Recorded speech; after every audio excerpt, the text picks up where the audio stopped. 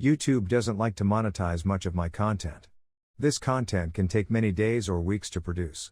If you would like to support my work, please head over to Teespring and purchase a t-shirt, sweatshirt or sticker. Link in description. Thank you all so much. Now sit back with a drink of your choice, turn off the lights and enjoy.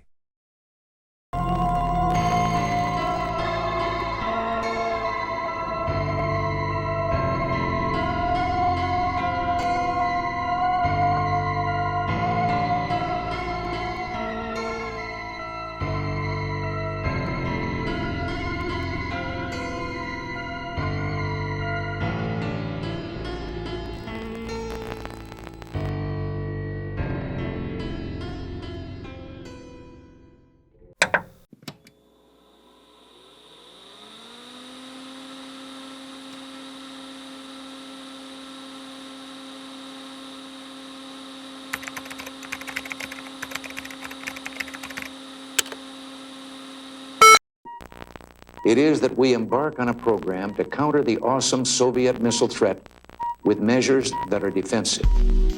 What if free people could live secure in the knowledge that their security did not rest upon the threat of instant U.S. retaliation to deter a Soviet attack, that we could intercept and destroy strategic ballistic missiles before they reached our own soil or that of our allies? I call upon the scientific community in our country, those who gave us nuclear weapons, to turn their great talents now to the cause of mankind and world peace, to give us the means of rendering these nuclear weapons impotent and obsolete. My fellow Americans, tonight we're launching an effort which holds the promise of changing the course of human history. There will be risks, and results take time, but I believe we can do it. As we cross this threshold, I ask for your prayers and your support. In the early 1980s, with the Cold War still gripping global affairs, President Ronald Reagan announced an audacious plan to protect the United States, and, by extension, its allies, from the specter of nuclear war. Officially termed the Strategic Defense Initiative, SDI, but quickly nicknamed Star Wars, this program aimed to deploy advanced, space-based technologies capable of intercepting and neutralizing incoming nuclear ballistic missiles. Reagan's vision called for a layered defense system that extended beyond traditional ground-based interceptors. Proposed elements ranged from orbital surveillance platforms that could detect enemy launches in real time to directed energy weapons like lasers and particle beams, theoretically able to strike warheads at tremendous distances. The sheer scale of such an undertaking demanded breakthroughs in aerospace engineering, radar and sensor development, and high-performance computer systems capable of integrating vast amounts of data. Although critics question the feasibility and astronomical costs of Star Wars, advocates saw it as a technological leap forward. Proponents argued that, if successful, it would render nuclear missiles effectively obsolete, dramatically reducing the risk of an all-out nuclear exchange with the Soviet Union. In Reagan's words, the ultimate goal was to shift global security away from mutual annihilation and toward a new era of defensive deterrence. To pursue SDI, the United States enlisted top scientists and high-tech firms worldwide. British involvement became especially important after Prime Minister Margaret Thatcher publicly endorsed the program, leading to lucrative contracts for major UK defence contractors. At the heart of these projects were gifted computer engineers, software designers, and aerospace specialists whose high-stakes work underpinned everything from orbiting laser systems to intricate radar networks, pushing the frontiers of technology and challenging the existing bounds of military science. In 1983, as the United States ramped up its Strategic Defense Initiative, SDI, the ambitious Star Wars program, British defense giant Jack Marconi found itself at the epicenter of a technological revolution. Tracing its origins back to Guglielmo Marconi's pioneering radio work, the company had evolved into a global powerhouse for advanced electronics and communications. By the time Prime Minister Margaret Thatcher voiced her support for SDI, Jack Marconi was perfectly positioned to secure significant contracts from the US government. At the heart of Jack Marconi's involvement in SDI were high-stakes research projects demanding unprecedented expertise in aerospace, satellite communications, and high-performance computing. Engineers and software designers developed complex simulations to test missile targeting concepts and worked on intricate radar systems capable of detecting and tracking multiple incoming threats at once. The company collaborated with top British research institutions, including the Royal Military College of Science and other government-funded laboratories, pooling intellectual resources to deliver results on a tight timeline. Jack Marconi's researchers often traveled between the United Kingdom and the United States, forging transatlantic partnerships with American defense contractors. These close-knit teams pushed technological boundaries, from refining radar stealth detection to exploring potential laser or particle beam interceptors. Within British industry, Jack Marconi's success at attracting lucrative SDI contracts underscored its status as a vital contributor to Western defense. Yet with high-profile success came heightened scrutiny. Critics in both Britain and the US questioned whether the Star Wars program was realistic, or just a vast boondoggle siphoning taxpayer money. Allegations of overcharging and fraud began circulating in the British press, prompting investigations at the Ministry of Defence, MOD. The climate of secrecy surrounding SDI, paired with the complexity of Jack Marconi's operations, made the company a lightning rod for rumors. Members of Parliament demanded greater transparency, while anxious watchdog groups speculated about security lapses and hidden agendas. Amid this atmosphere of tension and intrigue, a series of tragic incidents cast a long shadow over Jack Marconi's achievements. Beginning in the early 1980s, a number of its most talented scientists and engineers, several of whom worked directly on top-secret SDI research, died under circumstances that defied simple explanation. Official investigations frequently pointed to suicides or accidents, but those closest to the victims often disagreed.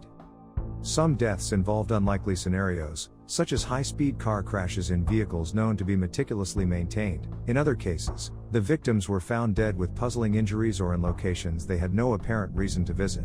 Inquest rulings, meanwhile, offered scant clarity, sometimes citing insufficient evidence to determine whether foul play was involved. Despite the MOD's assertion that the tragedies were merely coincidental, the sheer number of fatalities, often clustered around key SDI projects, sparked rumors of espionage, blackmail, or covert operations. Families, friends, and co-workers challenged the notion that these well-regarded professionals, many on the cusp of promotions and brimming with future plans, would suddenly opt to end their own lives. As Jack Marconi's role in the Star Wars program continued to expand, so too did the questions surrounding the fate of its scientists. While the company pressed forward with advanced research into missile defense and surveillance technologies, an unsettling mystique grew around these unexplained deaths, an anomaly in a field already marked by strict confidentiality. What drove these tragedies remains open to debate: personal stress, illicit activity, outside interference, or forces still undisclosed. The truth behind these grim coincidences would soon become a matter of international curiosity and concern.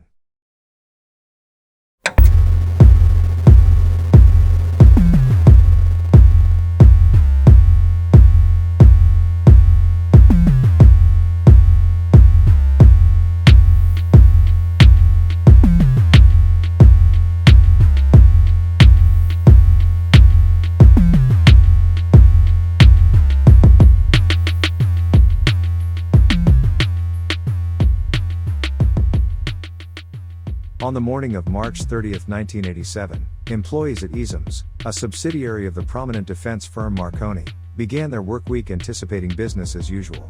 Robin, a manager at ESAMS, recalls receiving a jarring internal phone call from the company's personnel department. The message was succinct and chilling: David Sands, a close colleague, had been killed, and anyone fielding press inquiries was instructed to remain silent. After delivering this directive, the caller hung up to make similar notifications across the organization. David Sands, then 37 years old, was a senior scientist at ESAMS. He and Robin both reported to the same boss but had never worked together directly. Nonetheless, Robin was keenly aware of Sands' achievements, particularly a major contract for the British Army worth around £100 million, secured after years of rigorous studies, proposals, and negotiations. By all accounts, Sands had led the effort and was due to reap significant professional rewards. In the weeks prior, David had completed a critical phase of his work on a computer-controlled satellite radar system, part of ESAM's broader defense projects, which often intersected with high-stakes contracts from Marconi and other major military suppliers. Robin notes that Sands was held in high regard and that his imminent success should have been the start of a new, more prosperous chapter in his career. According to official reports, on that Monday morning, David Sands set out for work as he normally would. At some point along a dual carriageway, he executed a sudden U-turn and accelerated into the wall of a vacant restaurant at high speed, Estimates put the impact near 80 miles per hour. Witnesses and investigators later discovered 2 5-gallon drums of petrol in his vehicle. The subsequent explosion left the car in flames and made it impossible to identify Sands visually. Police noted there were no skid marks, suggesting he neither braked nor swerved. Though some speculated it was a deliberate act, the coroner refused to definitively label it a suicide. Instead, an open verdict acknowledged the numerous ambiguities. No persuasive motive or evidence of suicidal ideation emerged from family or friends, who insisted Sands was optimistic about his future. Company officials advised employees to say nothing to the press, fueling speculation. Leaks suggested Sands might have been under tremendous emotional strain, possibly from classified work. Yet those who knew him best, including his mother-in-law, Margaret Worth, adamantly refuted the idea of him being depressed. He had, by all accounts, been perfectly happy just a week before. Robin's recollection, shared on a personal website in October 2014, corroborates the basic facts of the accident, adding that Eames had recently all but won the massive army contract, thanks to Sands's leadership. There was no hint whatsoever that he was in turmoil, nor any sign at Eames that he might have been vulnerable to a breakdown. Some have posited more sinister explanations. During the Cold War era, speculation arose that Soviet agents could have been systematically bumping off key figures in Western defense industries, an attempt to undermine the development of advanced military technologies. According to this theory, British authorities might have kept things quiet to avoid frightening off vital defense talent. Others have floated even more elaborate ideas around hypno-programming, alleging that Sands could have been abducted, coerced, or brainwashed to commit a suicidal act, citing the lack of skid marks and presence of the gasoline cans as signs of external manipulation. Critics of this viewpoint argue it lacks concrete evidence and remains in the realm of speculation. Within Robin's reflections lies a pertinent observation. A police officer involved in the investigation supposedly remarked, "We'll probably know all the answers when the papers are released in 30 years' time." By that timeline, any hidden government files could have become public by 2017, though many suspect continued national security restrictions or gag orders might keep pertinent documents sealed far longer. Robin also highlights the possibility of searching cabinet papers in the UK National Archives, which might reveal discussions or directives about suspicious deaths in the defense sector. However, even if new documents surface, they could be heavily redacted or absent entirely, leaving the families and the public little closer to the truth. Some observers point to the Soviet war in Afghanistan, 1979 to 1989, as an indirect factor shaping the period. Western nations, including Britain, were reportedly aiding Afghan insurgents against Soviet forces, potentially raising the stakes of covert warfare and intelligence gathering. If the KGB or other hostile entities aimed to destabilize the British defense industry, targeting high-level scientists and managers like Sands might have been part of a larger strategy. Meanwhile, the British government's silence could have been a practical response to safeguarding national security. Open acknowledgement of such acts, if they were indeed covert assassinations, might have caused panic in the very field upon which the UK military relied for advanced research and development. Nearly 4 decades on, David Sands's death remains a troubling enigma. Robin, Margaret Worth, and others directly connected to the case live with lingering doubts. If it was a suicide, what could have prompted such a seemingly content and successful individual to end his life in so violent a manner? Or, if foul play was involved, how and why was it carried out so conspicuously? Those closest to Sands maintain that no truly satisfying explanation has ever emerged.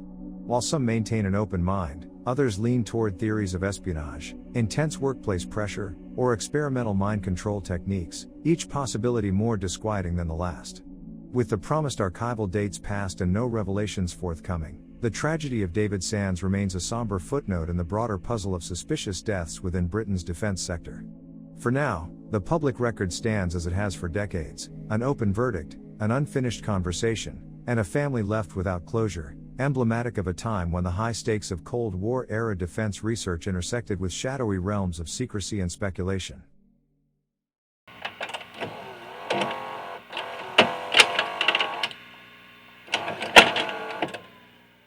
Tires. Someone had replaced them with old and dangerous tires. These are not the tires that would have been on the Rover. They're a different sort of tire, and you can see how badly worn they are. They're smooth, and here they're worn right down to the fabric. That's worn completely through the tread. Completely through. And this wear could not have happened from the accident, from the burning of the tire? No. You believe this was not an accident? No, that wasn't an accident. Got me an accident with those things on his car.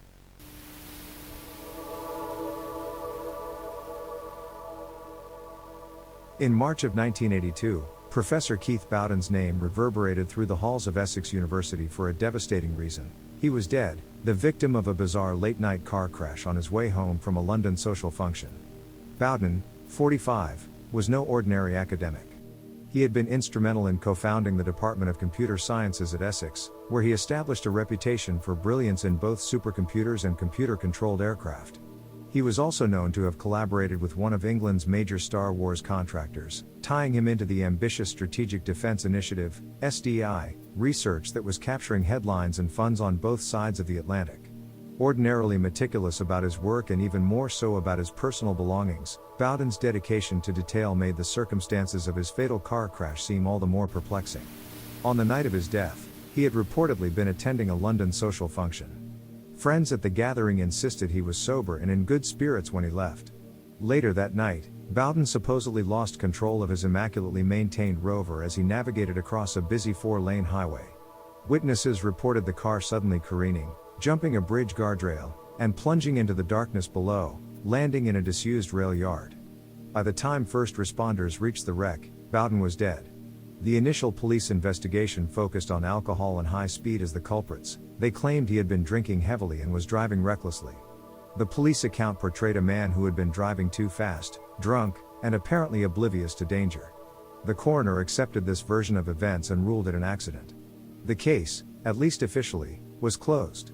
Behind that tidy conclusion, however, Hilary Bowden, Keith's wife, uncovered troubling details. An accident specialist hired by her solicitor confirmed that the Rover's original wheels had been replaced with a set that was conspicuously old and mismatched.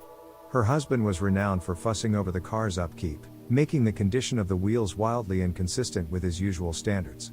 Even more unsettling were rumors about possible lab mix-ups in handling Bowden's blood alcohol tests, conflicting statements over what time he'd actually left the event, and suggestions that police investigators seemed abruptly satisfied, even when faced with unresolved oddities. Yet those who knew Keith Bowden best were reluctant to accept the official story. His wife, Hilary, insisted that her husband had not been drinking at the social gathering. Friends who had seen him earlier in the evening echoed her certainty. Bowden, they said, left entirely sober. In her shock, Hilary engaged a solicitor who hired an independent accident specialist to examine the battered Rover. The findings were disconcerting. Despite Bowden's reputation for meticulous car care, the vehicle's original wheels appeared to have been removed, replaced with a set that was dangerously old and worn. This detail would prove deeply unsettling, especially given that, at the inquest, when an official asked if the car had been in sound condition, the question was dismissed, and the answer, yes, went unchallenged. The coroner's verdict glossed over the irregularities, and in the midst of grieving, Hilary found herself unable to mount a vigorous challenge. Still, she never lost her conviction that someone had tampered with her husband's car, painting the crash as anything but a straightforward accident. The inquest allowed none of these questions to gain traction. It glossed over the tampered wheels and stood by the official statement that Bowden had been drinking. Shaken by loss, Hilary could not mount an effective protest. In the aftermath, a handful of acquaintances spoke about possible hush-hush black projects Bowden had consulted on, raising specters of national security secrecy or corporate foul play. Some of these acquaintances pointed out that documents one might expect in a high-profile or suspicious death never materialized, and that deeper scrutiny seemed stifled by what might have been legal or bureaucratic obstacles. Why thing but a straightforward accident? Unbeknownst to Hilary or the community at Essex University, Professor Keith Bowden's death would, in hindsight, become the first chapter of a disturbing saga. In the years to follow, at least 21 more British scientists, most with direct or tangential links to top-secret Star Wars research, would perish under circumstances eerily out of step with their personal histories. Some supposedly committed suicide, others succumbed to inexplicably violent accidents that defied logical explanation. Government officials routinely cited coincidence, fatigue, or extreme professional stress, but families and friends remained adamant that there was more to the story. Bowden's case introduced an unsettling pattern that would rattle the defense industry. Of how a painstakingly careful academic could suddenly drive off the road, betray his own safety standards, and fall victim to a catastrophic crash, formed the foundation for broader suspicions. In the backdrop of Cold War tensions and lucrative SDI contracts, Bowden's death began to seem less like an isolated tragedy and more like the start of an unsettling chain. Years later, many would look back on the night his rover was found lying twisted on those abandoned tracks as the moment a dark shadow first crept into Britain's high-stakes Star Wars research scene. From that point forward, an unnerving question hovered in the air. Were these men truly victims of unfortunate fate, or had their brilliance become a target of something far more sinister? In hindsight, Professor Keith Bowden's death would be widely cited as the first in a run of at least 22 suspicious fatalities among Britain's defense scientists, many linked to the Strategic Defense Initiative. Over the next few years, men and women similarly engaged in top-secret programs died under an array of macabre circumstances, from apparently staged suicides to bizarre accidents. Authorities usually attributed these incidents to happenstance or personal stress. However, the detail about Bowden's wheels, quietly changed before that fatal drive, took on a chilling significance in subsequent discussions of espionage, defense fraud, or other conspiracies swirling around Star Wars-related work. Nearly 4 decades later, Bowden's car crash remains a hotly debated enigma. Beyond the official verdict, there lurk recollections of meticulous maintenance habits, contradictory timelines, and vanished lines of inquiry, all swirling together in a tale that exemplifies the heightened tensions of a Cold War landscape. Whether his death was merely a tragic accident or the opening act of a more sinister saga, Keith Bowden's fate carries an undeniable weight. It set the stage for a series of mysteries that would rattle Britain's defense community for years to come and leave those close to the victims, like Hillary, still certain of foul play, struggling to reconcile official answers with a mounting list of incongruities.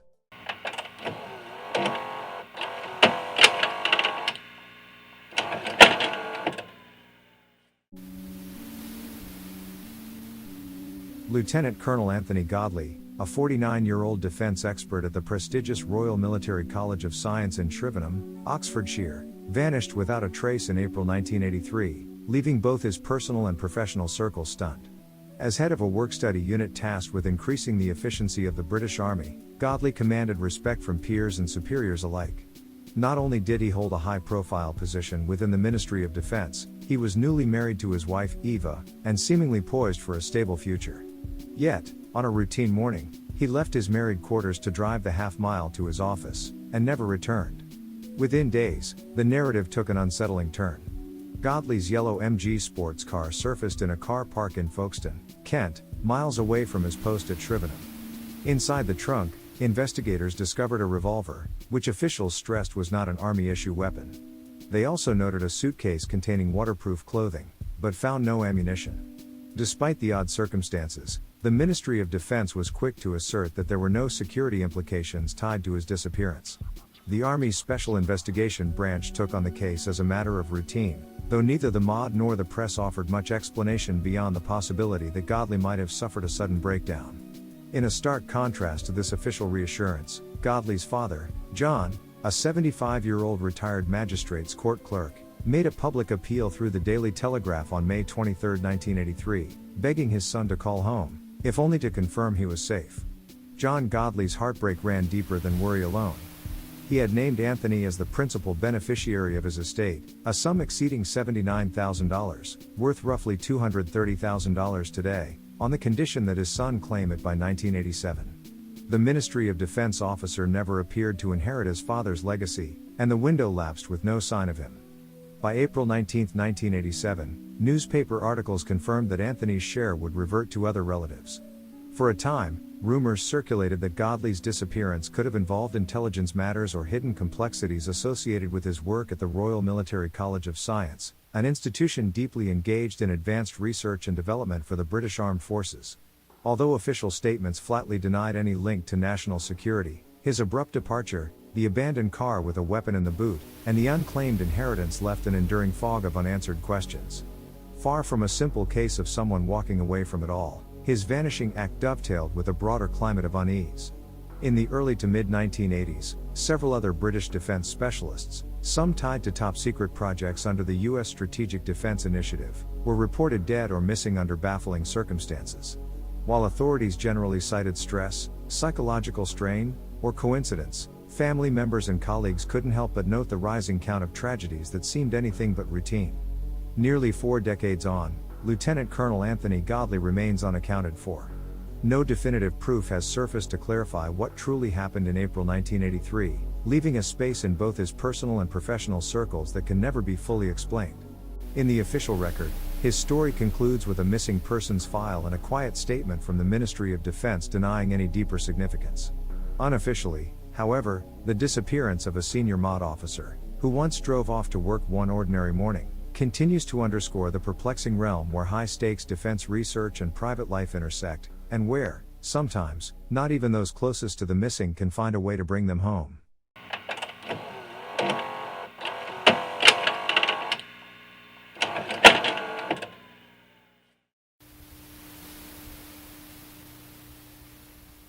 Little is documented about the daily life and career of Rodger Hill, other than that he was 49 years old, a radar designer and draftsman, and employed at Marconi, the iconic British defense electronics company, during the mid-1980s. By the time he made it onto official records and later, conspiracy rosters, it was because of one fatal event in March 1985. Hill reportedly died by suicide, using a shotgun, in his own home. One of the few elements to surface from friends and co-workers is that Hill had a methodical approach to his work. He was known for fine detailed drafting skills, critical to radar development and design in a company deeply involved in secretive projects. At Marconi, radar technology fed into sophisticated military applications and sometimes touched upon the U.S. Strategic Defense Initiative, SDI, also known as Star Wars. Those who knew Hill speak only briefly of a quiet, unassuming man whose day-to-day routine seemed steady, almost too ordinary to end so tragically. Rodger Hill's story, like that of several others, often appears alongside a list of lesser-known Marconi tragedies, engineers, technicians, or defense specialists who did not command as many headlines as some of their higher-profile counterparts. In this sense, he disappears into the background of a much larger narrative. As with other scientists in the Marconi orbit, Rodger Hill's death was officially ruled a suicide, with no apparent evidence of foul play. Yet the climate of uncertainty made his tragic end one more piece in an unsettling puzzle. Because Hill's name is frequently mentioned only in passing, rarely the centerpiece of an in-depth investigation, his case exemplifies how some Marconi fatalities gained minimal exposure. While the media occasionally pointed to intense work pressure or unknown personal crises, official agencies seldom released additional information. Family members and close friends were left without the time or resources to challenge the coroner's verdict. This dearth of public scrutiny helped cement Hill's place on the fringe of the Marconi mystery. He became part of the footnotes, a name in a grim roll call of sudden deaths. Over the years, conspiracy theorists have woven Rodger Hill into more dramatic stories of covert murders or intelligence operations, though few, if any, direct links have ever been substantiated. It remains unclear whether he worked specifically on technologies that might have compromised national security or threatened a clandestine network. Nonetheless, the mere fact that he had specialized knowledge, kept a low profile, and died in unsettling circumstances sufficed for his inclusion on various suspicious deaths lists. Like several other Marconi employees who died under questionable or little understood circumstances, Rodger Hill's death might, on its own, have been forgotten as a private tragedy. But coupled with other cases from the same period, some involving leaps from bridges, violent car crashes, or asphyxiation in locked garages, it contributed to a broader storyline. Official channels repeatedly chalked these incidents up to coincidences, mental health issues, or unconnected personal struggles, while more ominous theories of espionage, blackmail, or contract-related cover-ups proliferated in the background. Amid the speculation, Rodger Hill's name remains pinned to the collective memory as one of the lesser-known scientists who, despite playing crucial, if behind the scenes, roles at Marconi, did not live to see their work come to fruition. Little emerged about the precise radar projects to which he contributed, or whether his expertise might have been sought by competing interests or foreign powers. Without further evidence, official or otherwise, his story continues to hover between rumor and tragedy, forever entangled in a web of unverified claims that define the Marconi mysteries of the 1980s. Even decades later, the details surrounding Rodger Hill's final day remain sparse, leaving his family and a handful of acquaintances with few clear answers. As with so many other Marconi deaths, his suicide is relegated to a short file note in coroner's records, overshadowed by a swirl of speculation that can't be resolved by the fragments of information available. Though rarely a focal point, Rodger Hill's case adds another dimension to the overarching question: why did so many highly skilled individuals linked to top-level defense work die unexpectedly during a single era? In the absence of definitive proof, historians and observers alike are left to wonder whether Hill's death was simply the tragic outcome of personal desperation, or if it belonged to an intricate chain of incidents that still defies neat explanation. For now, with his life and final moments so faintly chronicled, Rodger Hill endures in memory as both an individual tragedy and a footnote in a larger, unresolved narrative.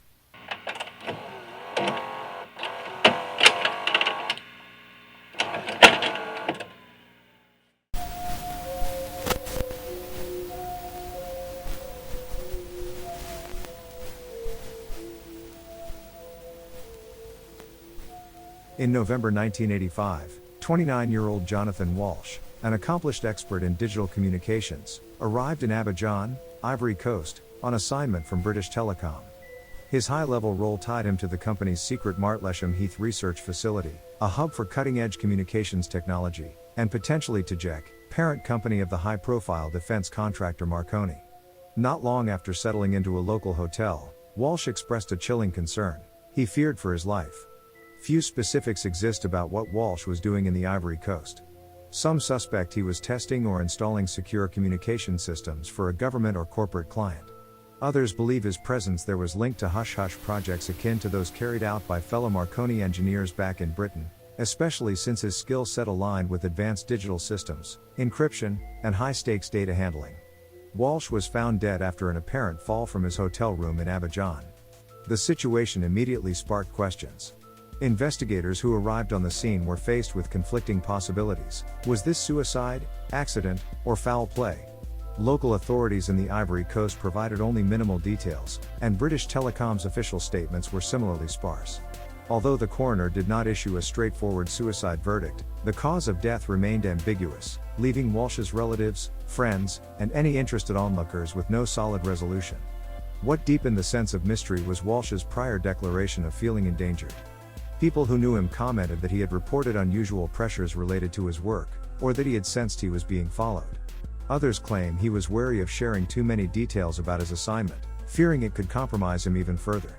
If Walsh did indeed harbor these concerns, it made his sudden death all the more disturbing.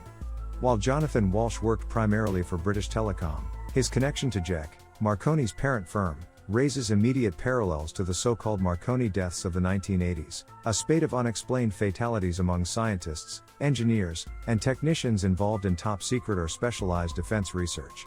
Most of these individuals, whether from Marconi directly or from affiliated establishments, were considered vital contributors to advanced weapons, radar, and computing projects. Some had links to the U.S. Strategic Defense Initiative, SDI, also known as Star Wars. Within this broader pattern, Walsh's case stands out for its international dimension. In many of the other incidents, the victims died on British soil, often amid suspicious circumstances that authorities labeled as suicide or freak accidents. Walsh's death in West Africa broke that pattern geographically, yet it shared the same abruptness, the same overshadowing swirl of unanswered questions, and the same improbable link back to Britain's defense and communications sector. Lacking an official narrative beyond the bare-bones facts of a fatal fall, conspiracy theorists and casual observers alike have woven Johnathan Walsh's final days into layered hypotheses. Some point to possible espionage, contending that Walsh may have discovered sensitive material or was being pressured to divulge secrets. Others suggest an internal rift, perhaps connected to fraudulent billing practices or illegal arms deals, where a whistleblower could be silenced under the guise of a tragic accident. Rumors also persist that corporate or government actors rushed to close the case quietly, limiting further scrutiny. The MOD, Ministry of Defense, and British Telecom have never publicly acknowledged Walsh's death as anything other than a private misfortune, typically citing stress or inconclusive circumstances. Yet the secrecy around Lt, which remained classified for numerous ongoing defense contracts, added layers of intrigue. People wondered, if an employee with privileged access to advanced communications research openly feared for his life, why did no one ensure his protection? Like the events surrounding numerous other British scientists covered so far, Johnathan Walsh's story remains overshadowed by official reticence and scant documentation. How precisely did a promising communications expert, on the cusp of new discoveries, end up on the wrong side of a hotel window in West Africa? And if he truly sensed mortal danger, from whom or what was he running? Decades later, the final verdict is, in a literal sense, still in question. No direct evidence surfaced to confirm or refute conspiracy scenarios, but the vacuum left by silence and perplexing circumstances keeps his name afloat in discussions of the Marconi deaths. There is something undeniably haunting about an engineer whose professional work demanded secrecy, whose personal anxieties hinted at unseen threats, and whose last breath came far from home in a fall that may or may not have been his own doing. What remains are the echoes of Johnathan Walsh's life and career, a brilliant but undersung role in Britain's digital communications scene, an abrupt and violent end, and the unnerving possibility that his demise was neither random nor explained. Whether his fate was purely coincidental or yet another piece in a puzzle that still mystifies investigators, Walsh's story underscores the fragile line between confidential research and a sudden, irreversible plunge into the unknown.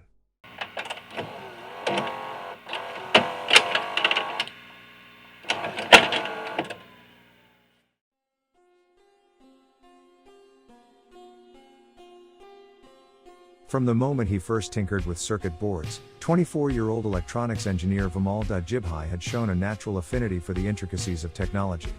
Colleagues and friends described him as inquisitive and meticulous, a bright mind poised to excel within Britain's high-tech research arena of the 1980s.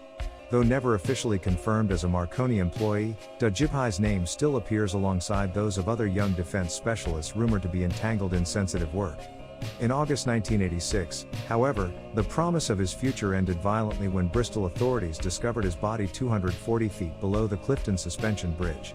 A snippet from the Bristol Evening Post referred to the fall as tragic and unexplained, and the subsequent coroner's inquest registered an open verdict. Without conclusive proof of suicide or homicide, the case stagnated. Investigative columns in Computer News later vented frustration that there had been no evidence to confirm one way or the other whether he had jumped or been pushed.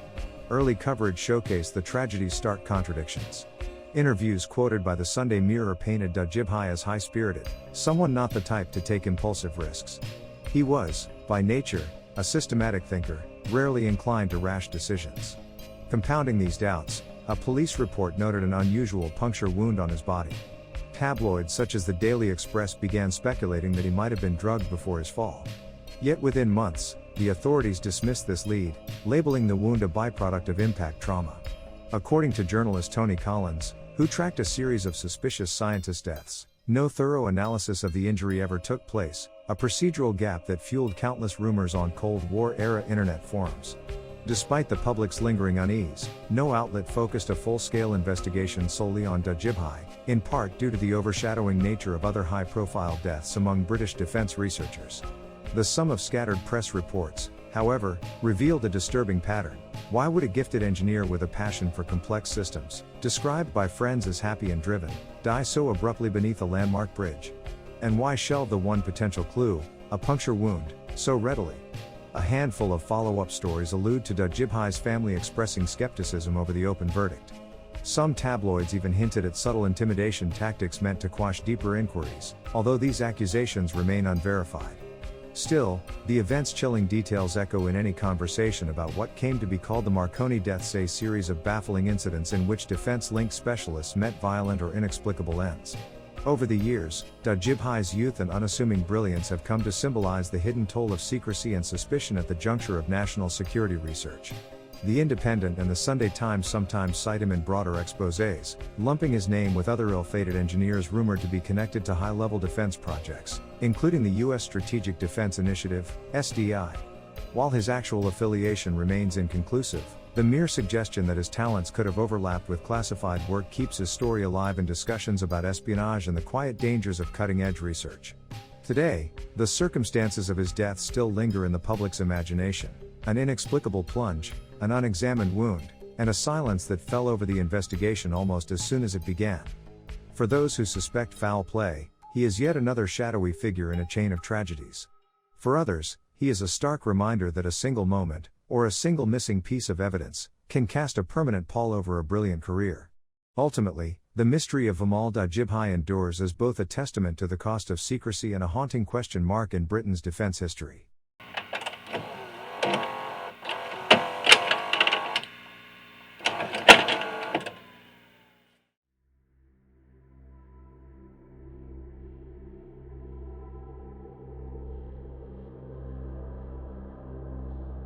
At the time of his death in October 1986, 26-year-old Ashad Sharif was already paving the way for an impressive career as a computer analyst at Marconi Defense Systems.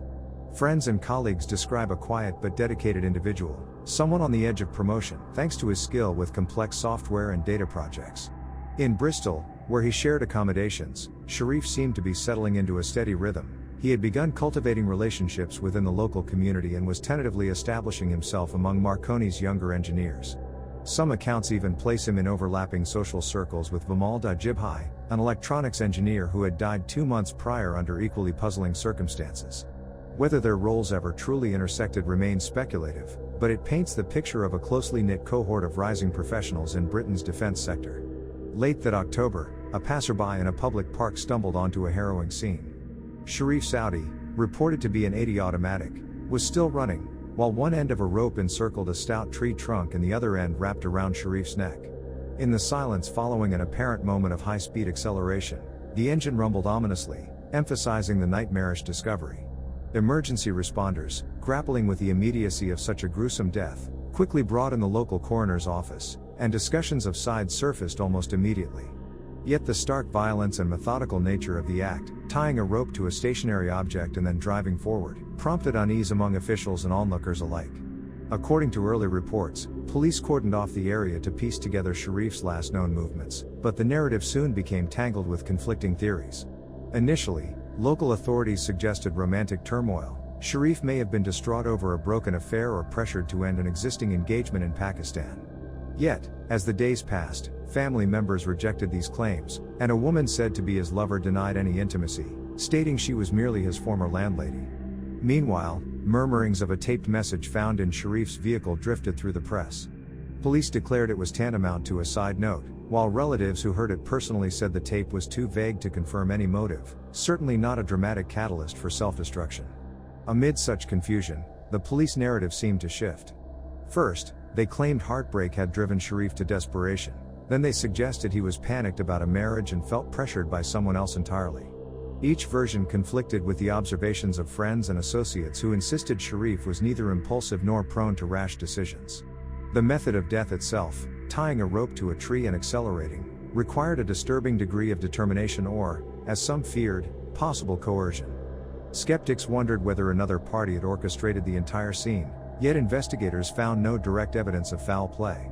Even so, the lingering doubt reflected the reality that any reflexive action, like touching the brakes, could have prevented the rope from tightening so mercilessly.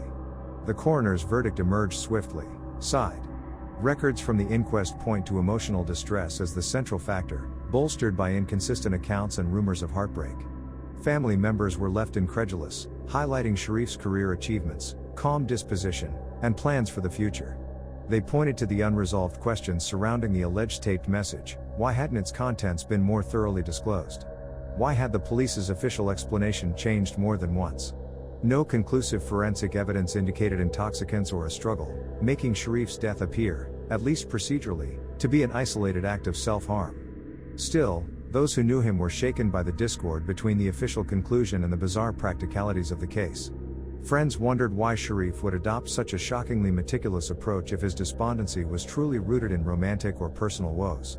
Others quietly questioned whether external pressures linked to work or high-tech projects might have played a role. After all, Sharif moved in the same broad orbit as other young defense workers who died under clouded circumstances in the mid-1980s. No proof emerged to connect these tragedies, but the timing and violent nature of each incident kept speculation alive.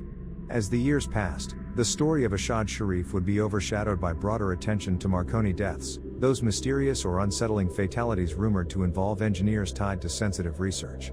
Nonetheless, the grim details of Sharif's final moments stand out even among those cases. He remains, for some, a sign of how quickly official conclusions can be reached when the clues are conflicting and the witnesses hold divergent accounts.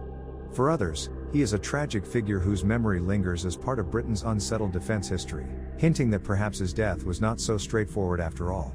Almost 4 decades later, no additional evidence has surfaced to challenge the coroner's final ruling. And yet the unsettling questions remain. Was this really a desperate act of a distraught young man, someone who, by most measures, had everything to live for?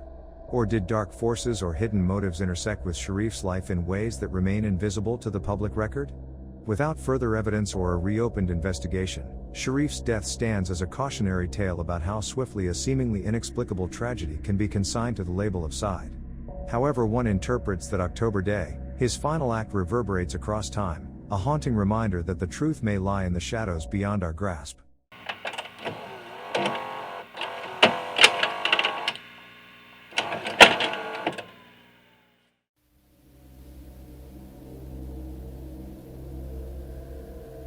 For most who knew him, Richard Pugh epitomized the quiet precision of a Ministry of Defense consultant. His work demanded both technical prowess and unwavering discretion, two qualities he seemed to possess in abundance. Few, if any, saw more than the polished exterior, a methodical professional capable of navigating large-scale systems, coding projects, and the hush-hush environment of defense contracting. And if he ever felt the strain of such responsibilities, those closest to him never glimpsed it. Yet, in January 1987, the promise of Pugh's steady world snapped under disturbing circumstances. He was found dead, wrapped from head to toe in rope, the strands tied 4 times around his neck. Onlookers found no signs of a struggle, the furniture remained undisturbed, the door showed no forced entry, and preliminary forensics revealed no other person's presence at the scene. The coroner, pointing to existing precedents for fatal, solitary breath control practices, listed the cause of death as a sexual experiment gone awry. In some respects, this explanation seems straightforward. Autoerotic asphyxiation has claimed lives in similarly confounding ways. Yet those who had relied on Pugh's meticulous approach to problem-solving found it difficult to accept he would embark on such a dangerous pastime. They recalled him as rigidly orderly, inclined to weigh risks at every turn. Could he really have chosen a method that so glaringly contradicted his measured persona? The official narrative left little room for alternatives. The authorities cited no forced entry, no sabotage, and no reason to doubt the coroner's verdict. Yet in whispered conversations and short-lived press mentions, acquaintances voiced misgivings. Was there more to the story, especially given the heightened secrecy of Pugh's field? A swirl of rumors speculated on whether he might have possessed sensitive knowledge, or if someone, somewhere, had orchestrated his final moments to mask a more sinister act. Nothing concrete ever materialized, no blackmail notes, no hidden documents, no breakthroughs that might shadow the lone accident account. Still, the image of rope wound 4 times around the neck lingered as an unsettling detail. Experts in such misadventures note that ligatures can be common in cases of erotic asphyxiation, but multiple wrappings can appear excessive. The coroner's explanation, a complex sexual scenario, didn't sit well with those searching for a rational motive behind Pugh's fatal choice. If he was, in fact, engaged in this secret practice, did anyone close to him suspect even the slightest sign of it? Unlike some high-profile defense sector fatalities that year, Pugh's death passed relatively quickly through the headlines. Its sexual nature may have contributed to the subdued coverage. The story lacked the sensational draw or public curiosity that sometimes accompanies more overtly suspicious events. Without family members challenging the verdict in court, and with no reinvestigation, the narrative crystallized around a single, discomforting truth, that an apparently controlled, diligent consultant had chosen a risky private behavior that ended his life. Within certain circles, particularly those already uneasy about the broader rash of defense-related deaths during the 1980s, Pugh's demise remained an unsettling footnote. Despite the coroner's firm declaration of no foul play, some could not wholly banish the possibility that his knowledge or access made him vulnerable. Could his death have been staged, its very outlandishness cloaking a deeper plot? Nothing surfaced to support this notion, leaving only speculation. Ultimately, Richard Pugh's death stands as a rare, jarring intersection between rigid order and sudden chaos. By day, he toiled as a linchpin in sophisticated mod computing tasks. By night, if the official account holds, he ventured into perilous experimentation that ran contrary to everything colleagues believed they knew about him. The contradiction is stark and remains unresolved, sealed by an official verdict that pronounces an accidental tragedy in a self-made scenario. With no further evidence forthcoming and no relatives pushing for a reinvestigation, Pugh's final chapter stays frozen in the annals of British defense mysteries. More than 3 decades later, his story resurfaces sporadically, a cautionary tale on how even the most disciplined lives can harbor unknowable depths, and how swiftly the unusual can become the accepted truth when all dissenting clues fade into silence.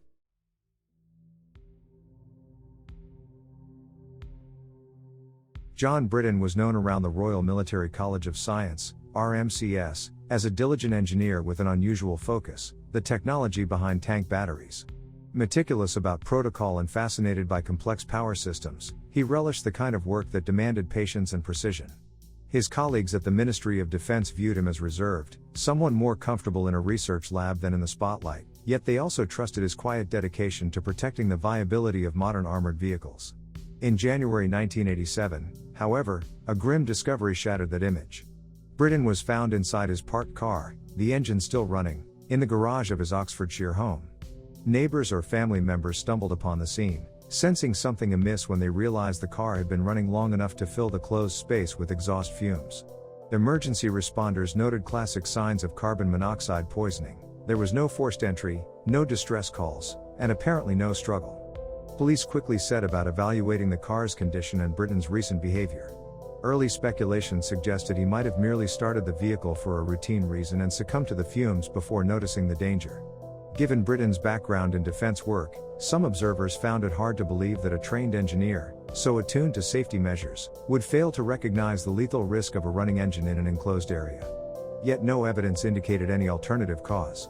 Investigators, citing the absence of suspicious injuries or any hint of side, leaned toward an accidental verdict. The coroner's office agreed, labeling Britton's death an inadvertent mishap, an unlucky convergence of a closed garage and toxic exhaust gases. Despite the unsettling questions left behind, official statements never wavered. This was a routine act that turned tragically fatal. Co-workers later expressed mild disbelief at the notion that Britton, methodical about even the smallest details, could overlook such a hazard. Still, none reported seeing signs of personal turmoil or unusual stress in the weeks prior to his death, making a deliberate act seem equally implausible. And in the climate of early 1987, when other defense-related incidents raised speculation of foul play, Britton's death bore few of the hallmarks shared by those more violent or cryptic cases. Authorities thus saw no cause to press further. In the end, Britton's name never became a media fixture. His passing, if noted, was overshadowed by more publicized events in the defense sphere. Colleagues at RMCS grieved for a quiet technician whose day-to-day life centered on meticulous problem-solving, and whose final moments, paradoxically, appear to have involved a lapse in basic caution. Without conclusive evidence of anything else at play, friends and family are left to reconcile the official account with the lingering sense that something so obviously dangerous could only happen when one's guard is unexpectedly down. John Britton is remembered as a man committed to the nuanced work of sustaining tank batteries, a job that, like all mod projects, required unflagging awareness of operational risks. That background makes his accidental death no less puzzling, especially in a setting where hazard warnings and safety checks are part of the daily routine. Yet the coroner's ruling stands, a singular misjudgment leading to tragic consequences. In a profession built on caution, Britton's demise highlights an unsettling truth. Even the most thorough habits can falter in a single, fateful moment.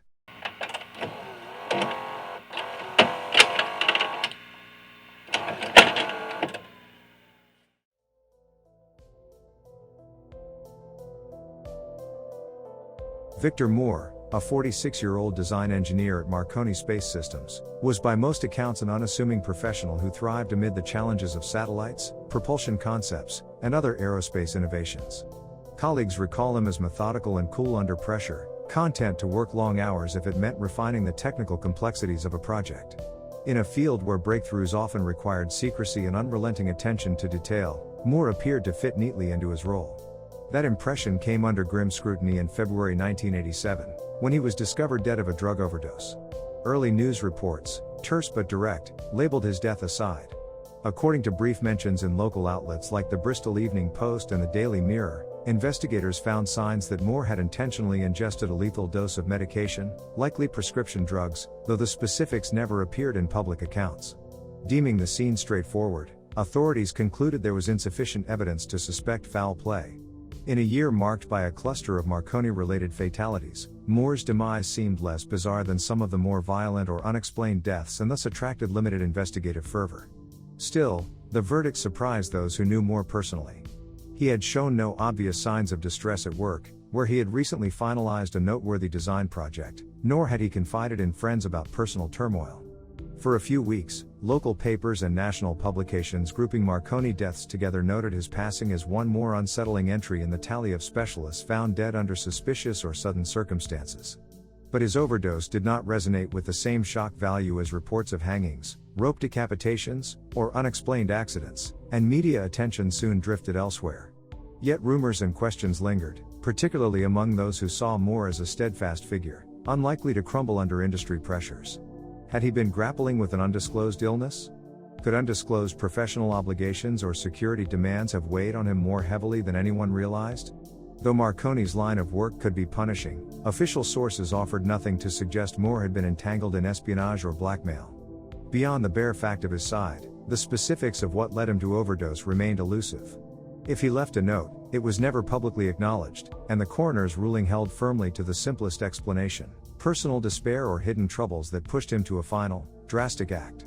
No inquest findings emerged to fill those gaps, leaving co-workers and family members to wrestle with the discrepancy between the focused engineer they knew and a man who would abruptly end his life through such a method. Some wondered whether his quiet disposition masked deeper anxieties, others, that perhaps he felt cornered by private health or emotional factors. Without concrete evidence, these theories remained speculative, eventually receding from headlines. Decades later, Victor Moore's death stands as another footnote in the era's wave of Marconi and defense-related tragedies. Though less outwardly dramatic than many, it underscores a simple, troubling truth: no level of professional competence or external calm can fully reveal the private struggles a person carries. As curiosity about those Marconi deaths resurfaces from time to time, Moore's case lingers in memory, a reminder that even those who seem firmly in control might harbor burdens that end in tragedy, with the rest of the story locked away where no final answers can reach.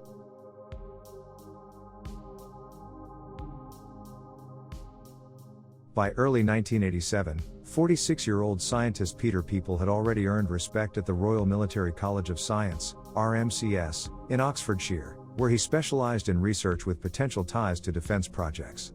Colleagues described him as both measured and observant, a professional who demanded rigorous experimentation and meticulous detail.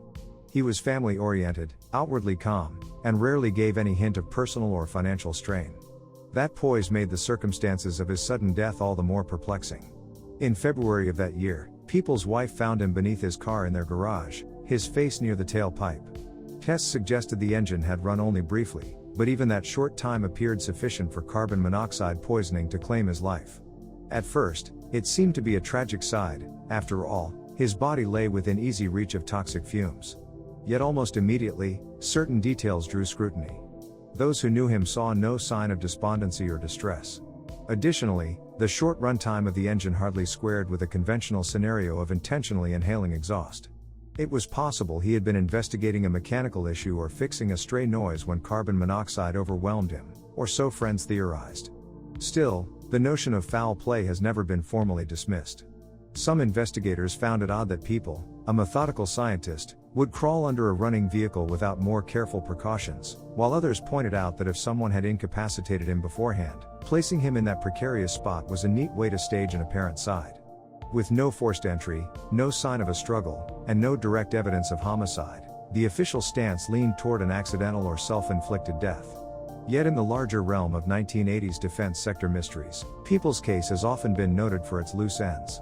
Newspapers that occasionally listed unexplained scientist deaths highlighted People's name, drawing attention to the incongruities: his stable personal life, the truncated engine operation, the absence of any clear motive for self-harm.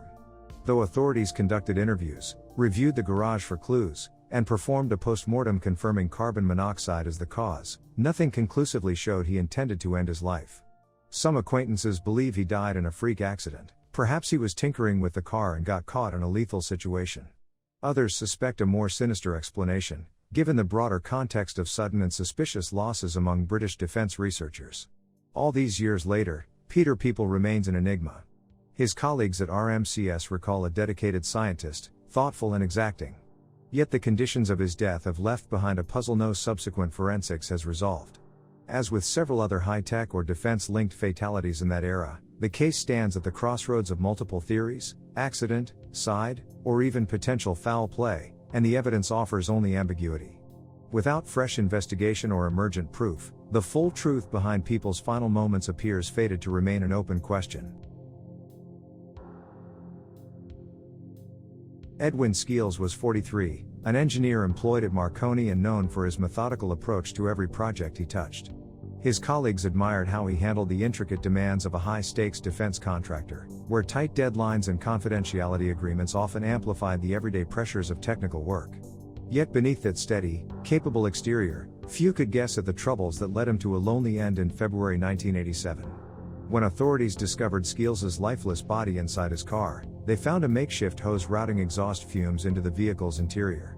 The engine was still running, trapping carbon monoxide in the sealed cabin, a deliberate setup that quickly overwhelmed him. Investigators saw no sign of third-party involvement. The conclusion seemed inescapable: he had taken meticulous steps to end his own life. Friends and family struggled to reconcile this grim scene with the image of a skilled engineer whose calm demeanor rarely hinted at personal distress.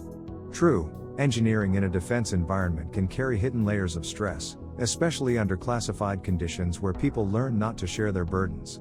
But for many who knew him, the idea of Skeels quietly succumbing to despair defied expectations. Some speculated about an undisclosed personal crisis, financial troubles, perhaps, or emotional turmoil that never reached the surface. Others floated the possibility that the relentless obligations of Marconi's projects might have weighed more heavily on him than anyone realized. Still, no substantial clues emerged to challenge the coroner's verdict of side. Once the final report released its stark conclusion, carbon monoxide poisoning via intentional setup, officials considered the matter closed. In the flurry of 1980s incidents that came to be known informally as the Marconi deaths, Skeels' tragedy did not stand out for any particularly violent or puzzling details. Yet in quiet corners, his death added one more unsettling data point to the growing tally of defense sector professionals who had met early, harrowing ends. For those searching for patterns or conspiracies, Skeels' death may read as a sorrowful example of just how opaque a person's private struggles can be. For others, it remains a stark reminder that no one, however technically proficient or outwardly composed, is automatically shielded from despair.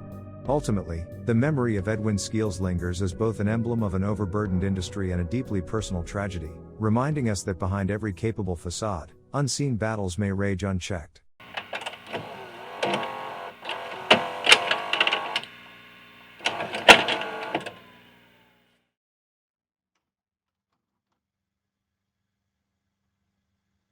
At just 23 years old, Stuart Gooding stood at the threshold of a promising career.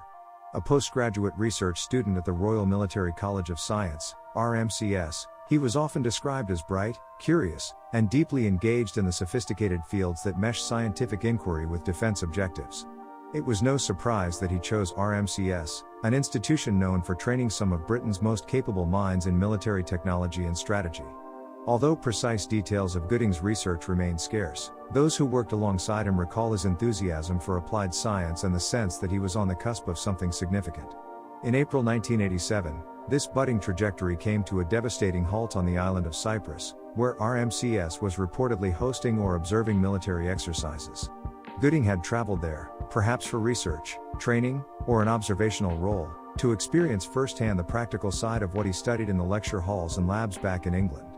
By most accounts, he was fit, focused, and ready to absorb the lessons such an environment could provide.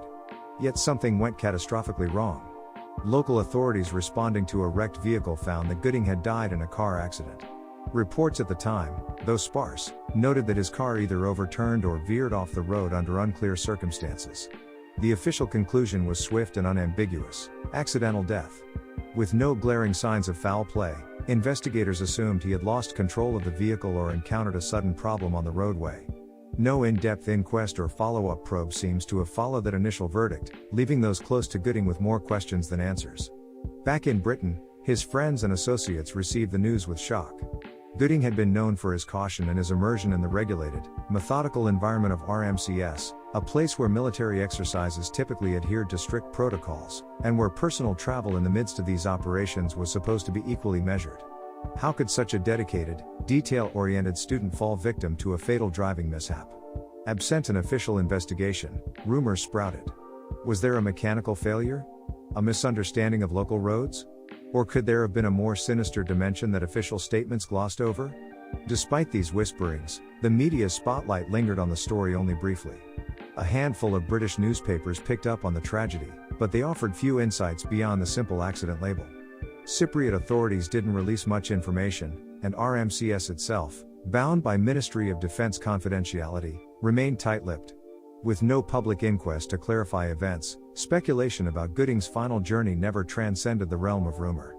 For Gooding's family, friends, and academic mentors, the sudden loss of a rising star in the defense research community felt like a riddle without a satisfying solution. The official stance, an accident, end of story, offered scant reassurance. In the years since, Stuart Gooding's name occasionally resurfaces in discussions of unexplained or mysterious defense-related fatalities from that period. Much like others who died under murky circumstances, his case hints at a gap between official narratives and the lingering uncertainty felt by those closest to the deceased. A bright future, cut short in an overseas crash that no one seems able, or willing, to fully explain, stands as a sobering reminder of how easily such promise can be lost without meaningful resolution. When George Countess joined the computing team at a British polytechnic in the mid-1980s, he quickly earned a reputation as a gifted systems analyst. Colleagues praised his skill at turning abstract technical concepts into workable solutions, and the institution soon came to rely on his thoughtful, measured approach to tackling large-scale projects. Friends recalled him as approachable and level-headed, traits that balanced out his deep academic curiosity with the practical demands of managing databases and software architectures for students and faculty alike. In April 1987, however, all those calm, methodical qualities seemed to vanish in one tragic moment. Countess's BMW plunged into the Mersey River in Liverpool, leading to his eventual drowning. The few published reports did little more than call it a mysterious accident. By the time rescue efforts reached him, it was already too late. Authorities attributed his death to misadventure, implying that some unforeseen mishap, a subtle turn of the wheel, a slick patch of road, or simply a moment's lapse, had caused the car to veer into the water. Despite the finality of the coroner's conclusion, uneasy questions persisted. Those who knew Countess found it hard to reconcile a catastrophic crash with the calm, analytical professional they'd worked with. Had a medical emergency robbed him of control at a crucial instant? Did his vehicle suffer a sudden mechanical failure? The official record provided no further insight. Local news moved on once the misadventure label stuck. Still, the very nature of Countess's work, rooted in logic, troubleshooting, and meticulous planning, made the turn of events feel doubly bizarre. One might imagine he'd be exactly the type to navigate around dangerous roads or faulty car issues. Could hidden personal struggles or simple fatigue have played a role? Or did a quirk of the Mersey's surrounding infrastructure conspire to make a minor miscalculation lethal?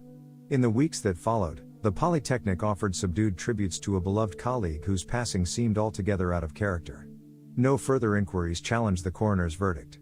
And so, George Countess, remembered for his knack for precision and calm demeanor, quietly joined the list of defense-oriented or academically affiliated professionals whose deaths in the 1980s continue to spark unanswered what-ifs.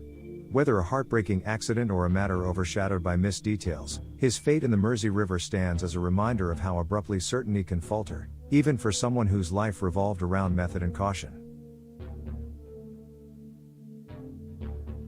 At just 24 years old, Mark Wisner was emerging as a standout software engineer at a Ministry of Defense experimental station dedicated to combat aircraft research.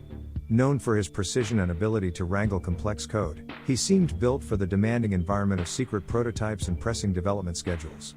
Yet in April 1987, the promise of his career ended under circumstances few could have foreseen. He was found dead in his home, a plastic bag over his head. Investigators examining the scene encountered no forced entry, no ransacked furniture, only small, telling details suggesting something other than side or foul play. While a plastic bag placed over the head often implies a determined act, the evidence led officials to consider an accident.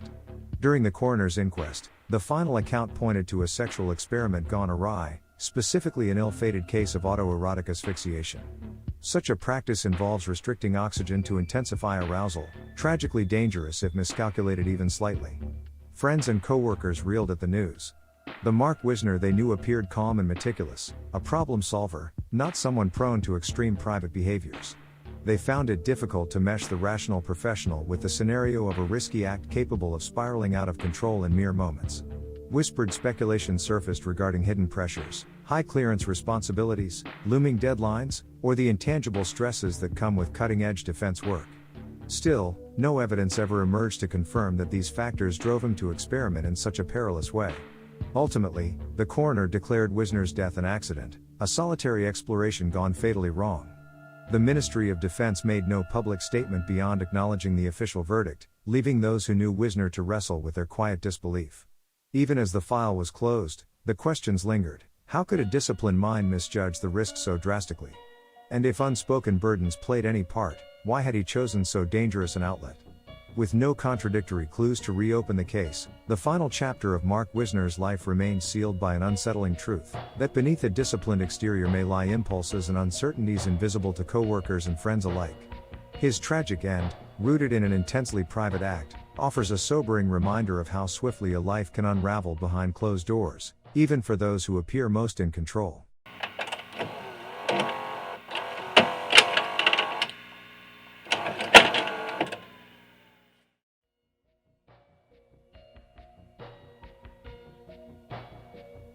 Michael Baker was only 22 when colleagues at Plessy Defense Systems began to notice his remarkable knack for digital communications. Even in a Cold War landscape that demanded secrecy and precision, Baker stood out, calmly troubleshooting encrypted protocols, refining network security frameworks, and absorbing the demands of cutting-edge defense projects. By most accounts, he was poised for bigger responsibilities and quietly looking forward to tackling them head-on. In May 1987, however, that promise ended in a harrowing instant. Baker's BMW careened through a road barrier, ultimately flipping or rolling with enough force to claim his life at the scene. Early reports suggested he'd been on a routine drive, perhaps running a simple errand. Investigators, sifting through the wreckage, found no signs of foul play or mechanical tampering. No second vehicle seemed to be involved, and the collision site, thought to be near a construction zone, featured only a temporary barrier that Baker evidently failed to avoid. Local authorities soon classified the incident as misadventure, a verdict denoting an accident without evidence of intention or external cause. Though the coroner's final report remained largely out of the spotlight, this designation quelled deeper inquiries from law enforcement. Friends and co-workers, meanwhile, struggled to understand how a meticulous, forward-thinking individual could meet such a swift and violent end on an ostensibly familiar roadway. Some questioned whether the pressures of working on advanced defense communications had in any way distracted him. Others considered the possibility of poor signage or a sudden mechanical glitch. None of these theories garnered solid proof. The lack of skid marks, if indeed confirmed, hinted that Baker might not have even had time to brake.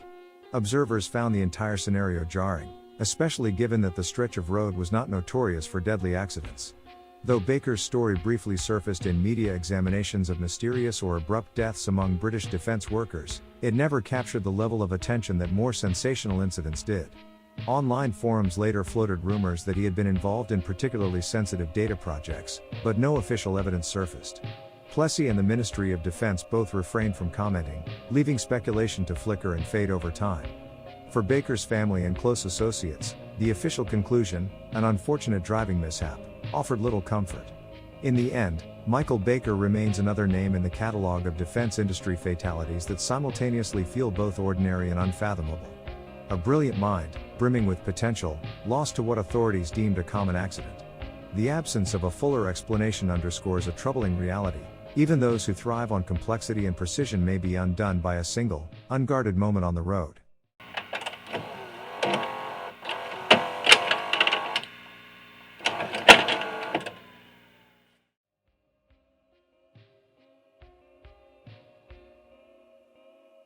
By the time he reached 60, Frank Jennings had established himself as a seasoned electronic weapons engineer at Plessy, a linchpin in numerous defense projects.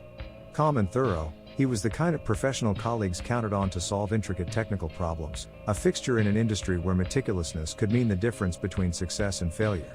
His sudden and unexpected death in June 1987, reportedly from a heart attack, came as a jolt to those accustomed to his steady presence. Accounts of Jennings's final day remain hazy. Some suggest he collapsed at or near his workplace, others believe it happened elsewhere. Regardless of location, the abruptness fueled uncertainty among those who knew him as someone who thrived in high-pressure settings. Under normal circumstances, a sudden, unexplained passing might warrant at least a cursory inquest, particularly given his role in a demanding field like defense engineering. Yet, no formal coroner's inquiry took place. In Britain, heart attacks aren't uncommon, but for a man still actively engaged in intricate electronics and weapons systems, many assumed a deeper look was inevitable. Explanations for the missing inquest vary. Perhaps medical history painted an unequivocal picture of natural causes, or perhaps his family and the authorities saw no basis to suspect foul play. Some quietly speculate about workplace discretion or an effort to avoid entangling sensitive mod-related information in a public proceeding, though there's no direct evidence to confirm such a scenario. With no inquest and scant media interest, Frank Jennings's death slipped into the background of defense industry lore. A few co-workers expressed lingering doubts. How could an engineer so adept at managing stress simply drop dead without warning? Others, acknowledging his age and the inherent pressure of his responsibilities, see it as a tragic but unsurprising possibility. Absent a legal or public inquiry, the event offered no revelations, no hidden truths about his time at Plessy or the cause of his heart attack. Jennings left behind the memory of a dedicated figure who navigated an opaque world of top-secret tasks with reliable competence. For those who worked alongside him, that steady diligence remains his legacy. no definitive narrative emerged to explain his final moments, allowing rumors and guesses to fill the void. In the end, his colleagues and family were left to mark his passing with private grief and subdued speculation, aware that in a field rife with security protocols and tight-lipped practices, some stories simply end in silence.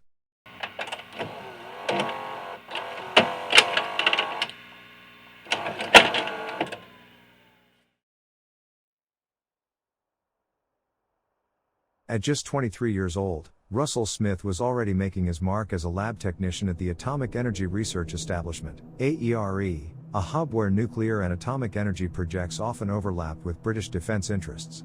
Quietly diligent, he managed specialized lab tasks, maintaining equipment, organizing data, preparing samples, and exhibited a curiosity well suited to the rigors of high-stakes research. Friends recall him as even-tempered and modest, a young professional who rarely spoke of grand career ambitions yet showed all the signs of future success. In January 1988, however, Smith's trajectory took a sudden turn. He was found partway down a cliff in Cornwall, his body battered as though from a significant fall onto unforgiving rocks. Investigators concluded that he had either leapt or lost his footing, and the coroner ultimately ruled side. But for those who knew him, the verdict felt incongruous. Cornwall's coastal paths can be treacherous, particularly during winter, prone to slippery ground and gusting winds that can catch a person off guard. Smith had given no outward indication of despair or intent to harm himself. The idea that he would drive all the way to a remote cliff just to end his life struck many as baffling.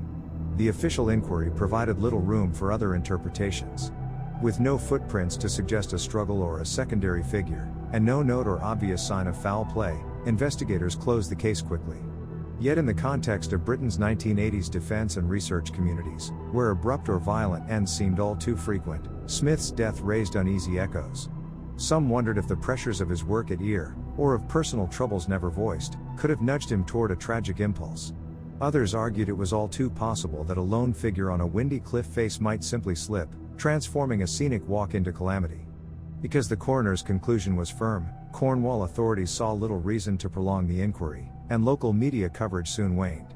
Smith's family and co-workers found themselves wrestling with questions that no subsequent investigation would address. Did an unspoken worry drive him to that lonely promontory? Could an ordinary misstep have been misread as an act of desperation? In the absence of further evidence, the official record stands uncontested, but private doubts persist.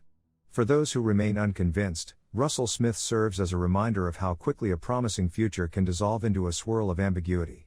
Whether it was a final, deliberate choice or a tragic accident on Cornwall's rugged cliffs, his death highlights the uneasy intersection between scientific vocations, personal burdens, and the inscrutability of a single defining moment.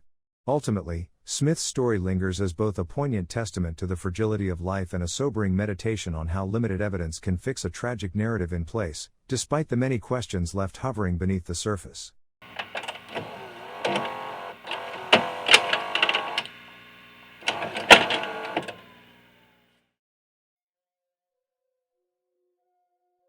Trevor Knight, a 52-year-old computer engineer at Marconi Space and Defense Systems, had spent decades refining the software and system designs crucial to high-level defense projects. By reputation, he was meticulous, a solver of complex engineering puzzles who preferred the structured challenge of intricate code over the glow of public recognition. In March 1988, however, Knight's quiet reliability ended under circumstances that would both shock his colleagues and feed the already rumored pattern of mysterious Marconi deaths. When local authorities discovered Knight dead in his parked car, they found a hose extending from the exhaust pipe into the sealed cabin, a setup that swiftly filled the interior with lethal carbon monoxide. There were no signs of forced entry or involvement by a second party. Investigators, faced with what appeared to be a carefully staged act, ruled the death aside. Those who knew Knight only through his calm professionalism struggled to reconcile his measured personality with the finality of this self-inflicted method. No side note or prior warning emerged, leading some to question what hidden pressures might have silently mounted until he saw no other solution. Knight's name soon slipped into lists compiled by media outlets on Marconi-linked fatalities. By this point, observers, particularly those inclined to conspiracies, were already noting the violent or puzzling ways in which a number of Marconi staff had died throughout the 1980s. Though the coroner's verdict in Knight's case was unequivocal and no direct evidence suggested foul play, the timing and method of his departure reinforced a sense of collective unease. Could high-stakes defense work, bound by confidentiality and strict deadlines, have contributed to a private despair? Or did Night harbor personal burdens that never showed at the office? With the coroner's ruling came the official close of the investigation. Marconi, for its part, made no extensive comment, seeing the event as a personal tragedy rather than a symptom of systemic issues. This stance left families and acquaintances to grapple with lingering questions. Why would a meticulous professional, well-versed in solving problems systematically, choose such a devastating end with no clear outward sign of distress? In the aftermath, Trevor Knight became another symbol in the litany of defense industry deaths, one more bright mind whose life ended abruptly, fueling speculation and sorrow in equal measure. Whether his final act stemmed from unseen psychological strain, an unspeakable personal crisis, or any number of hidden struggles remains an uncomfortable unknown. For those who remember him, the real tragedy lies in that gap between an expert's steady public facade and the profound, uncharted depths of private anguish that no one recognized in time.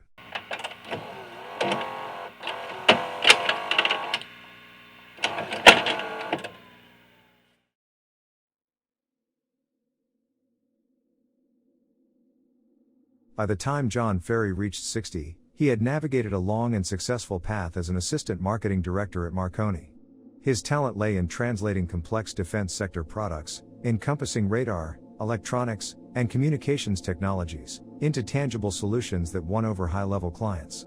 Though he lacked the engineering pedigree of some Marconi employees, Ferry still possessed a sharp understanding of the firm's sophisticated offerings, coupled with the discretion required by a business steeped in confidentiality.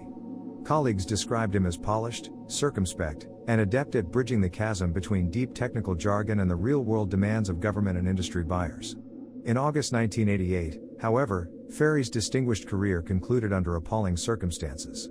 He was found dead in a company-owned apartment, an electrical cord plugged into a nearby outlet and the stripped leads placed in his mouth. Investigators at the scene reported no sign of forced entry or signs of a violent struggle, yet the method of his death, a direct electrocution, was so rare and disturbing that no single explanation seemed to fit. Was it a tragic act of self-harm? Had an accidental DIY repair venture spiraled out of control? Or might someone else have orchestrated the macabre tableau? As local authorities weighed these possibilities, hints emerged that foul play had not been ruled out. Unlike more common methods of side, electrocution is both painful and fraught with uncertainty, prompting skeptics to wonder why a measured corporate figure like Ferry would choose it. Others pointed out that he occupied a sensitive role at Marconi, with knowledge that could potentially attract the wrong kind of attention, whether industrial espionage, blackmail, or other covert threats. Still, lacking concrete evidence of homicide, no footprints, no clear signs of a staged scene, police had no grounds for a definitive accusation. Within Marconi's community, shock and confusion lingered. Few saw Ferry as the type to harbor secret despair, and the bizarre nature of his death fueled ongoing speculation. Some floated the notion that he may have tried to repair faulty wiring and wound up electrocuting himself, but the fact that the wire's leads were placed in his mouth undermined the idea of a simple mishap. Others alluded to disturbing conspiracies, yet no proof has ever surfaced to support any sinister plot. Official investigations remain tight-lipped, concluding no final cause beyond the chilling facts of the scene. For those who knew John Ferry, the suddenness and peculiarity of his end left deep unease. A once reliable marketing director, adept at handling demanding clients and tight-lipped contracts, was discovered in a position that no one had imagined possible. Though officially unclassified as either murder or side, the shocking scenario underscores a troubling truth. Even the most worldly, professionally skilled individuals can meet an incomprehensible fate, one that continues to haunt the archives of Marconi-related incidents and reminds us how tenuous our grasp on certainty can be. On a warm and unhurried Sunday in August 1988, 50-year-old aerospace engineer Alistair Beckham dropped his wife off at work before returning to their peaceful home in the English countryside. By all accounts, the day promised nothing more than a quiet afternoon.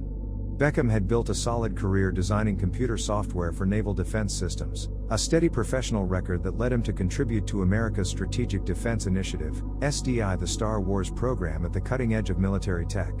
Yet within hours, his life would end in a manner that no one who knew him could have anticipated. After parking his car, Beckham strolled through his neat garden to a weathered toolshed. Behind that closed door, amid a musty odor of old wood and engine oil, he performed the unthinkable. Sitting on a low box near the entrance, he looped exposed electrical wires around his chest and plugged them into a socket. Moments later, with a handkerchief clenched between his teeth, he flicked the switch.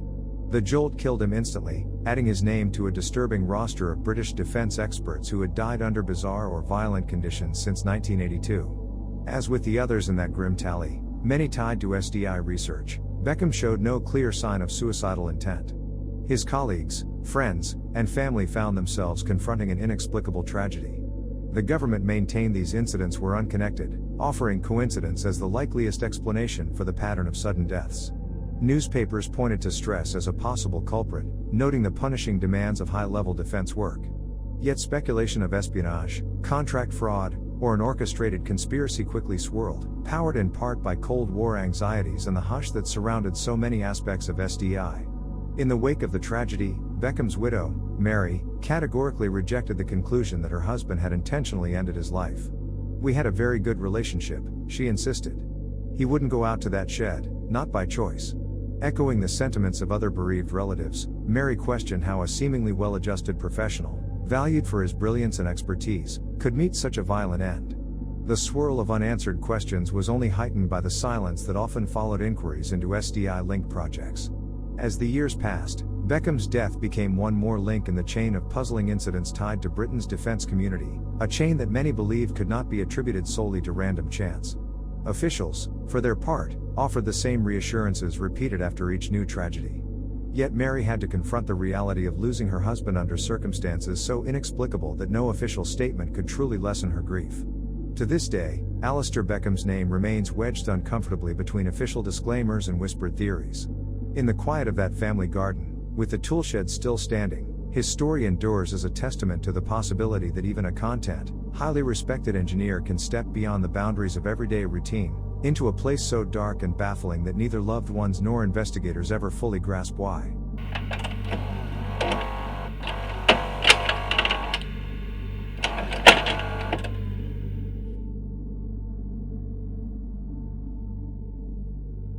By the autumn of 1988, Andrew Hall had already gained a reputation as an astute engineering manager at British Aerospace. In his early 30s, he was lauded for his methodical approach and clear passion for progressive aerospace projects, managing design teams and coordinating significant undertakings with notable poise. Colleagues and friends alike described him as both social and forward-looking, the kind of person who balanced professional aspirations with an affable, easygoing demeanor in everyday life. It came as a staggering blow, then, when Hall was found dead in his car, the cause of death unmistakably carbon monoxide poisoning. Investigators discovered a hose connected to the car's exhaust pipe, channeling fumes into the enclosed interior. Parked in a secluded area, the vehicle offered no sign of foul play or physical struggle. The coroner soon labeled the incident aside, citing the deliberate arrangement of the exhaust hose as strong evidence of intent. For those who knew him, however, nothing about Hall's circumstances suggested despair. His career at British Aerospace, one of the era's key defense contractors, was flourishing. He actively engaged in office social functions and kept up spirited conversations about future travel and professional growth. Close friends agreed that Andrew had everything to live for, leaving them stunned by the coroner's straightforward verdict. The method, while tragically common in certain side cases, clashed with the confident, personable man they were used to seeing. In the weeks that followed, many struggled to reconcile Hall's seemingly positive outlook with the reality of his final act. Some speculated about hidden pressure, a silent burden behind the success.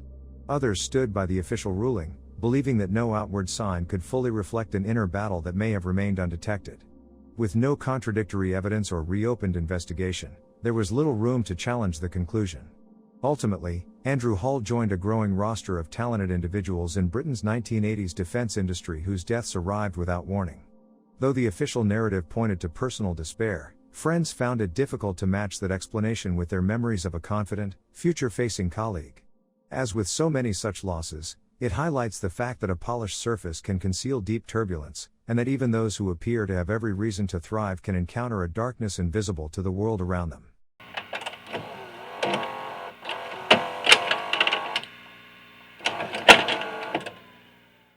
From 1982 to 1989, 22 men, each a respected figure in Britain's defense or research sectors, lost their lives under circumstances that defied ordinary explanation. Many held top-tier positions, others were brilliant up-and-comers, and most were well-liked family men who gave little hint of impending tragedy. Yet the details surrounding these fatalities, once pieced together, read like n/x/ file of unsolved or dismissively closed cases, exploding vehicles, noose-like ropes tied to a decapitated driver, grim discoveries in locked garages, electrocuted bodies in staged setups, even supposed sexual experiments that ended horrifically. In assembling these accounts, I found much of the information had been buried by decades of silence, blurred by conflicting reports, or simply never documented. Rumors of espionage, hush-hush defense contracts, and hidden pressures linger on the edges. Friends and family recall no signs of despair. The official records chalk up ending their own lives, misadventures, and freak accidents. But for every official verdict, more questions emerge than answers. I leave it to you, the viewer, to reflect on the possibilities. Perhaps each tragedy was an isolated flash of personal hardship or miscalculation. Or perhaps, behind the hush of national security, a single thread ties them all together. This has been an extremely hard /x/ file to compile, and if there's a single unifying truth, it remains elusive. Who knows? Maybe in a future investigation, that answer will surface. For now, we stand on the threshold of the covert, reminded that even in a realm of so much darkness, we should seek the light, seek the truth.